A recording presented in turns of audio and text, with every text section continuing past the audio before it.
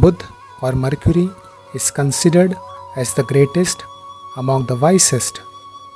This deity bestows wisdom and wealth on his devotees. A prayer to him, especially on Wednesdays, brings in manifold benefits like removal of all obstacles, helps one to get a progeny, possession of fertile lands. It also removes skin diseases and also helps those having problem speaking properly or having trouble with the language or pronunciation. बुधवार व्रत कथा। ओम प्रियंगुकलिका श्यामं रूपेणं प्रतिमं बुधं सौम्यं सौम्यगुणोपेतं तं बुधं प्रणमाम्यहम्। एक समय एक व्यक्ति अपनी पत्नी को विदा कराने के लिए अपनी ससुराल गया। वहां पर कुछ दिन रहने के पश्चात सास ससुर से विदा करने के लिए कहा, किंतु सबने कहा कि आज बुधवार का दिन है, आज के दिन गमन नहीं करते हैं। वह व्यक्ति किसी प्रकार ना माना और हठ धर्मी करके बुधवार के दिन ही अपनी पत्नी को विदा कराकर अपने नगर को चल पड़ा। राह में उसकी पत्नी को प्यास लगी तो उसने पानी अपने पति से कहा कि मुझे बहुत जोर प्यास लगी है। तब वह व्यक्ति लोटा लेकर रथ से उतरकर जल लेने चला गया।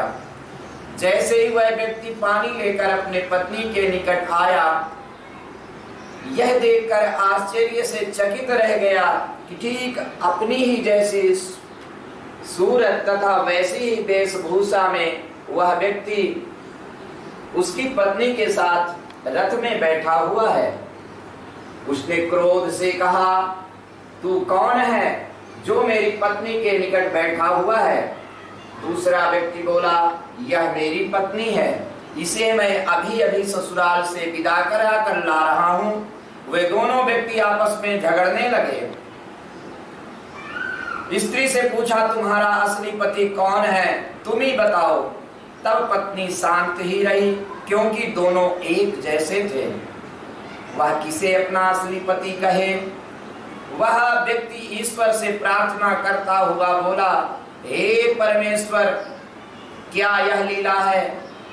कौन झूठा कौन सच्चा है? तभी आकाशवाणी हुई, मूर्ख, आज बुधवार के दिन तुझे गमन नहीं करना था, तूने किसी की बात नहीं मानी। यह सब लीला बुद्धदेव भगवान की है। उस व्यक्ति ने तब बुद्धदेव जी से प्रार्थना की कि हे प्रभु, आज मुझे उबार लीजिए, अब कभी जीवन में मैं इस प्रकार की गलती कभी नहीं करूंगा।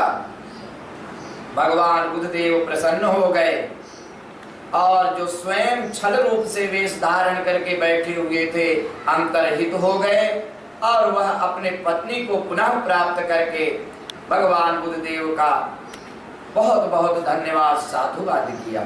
बोले बुद्धदेव भगवान की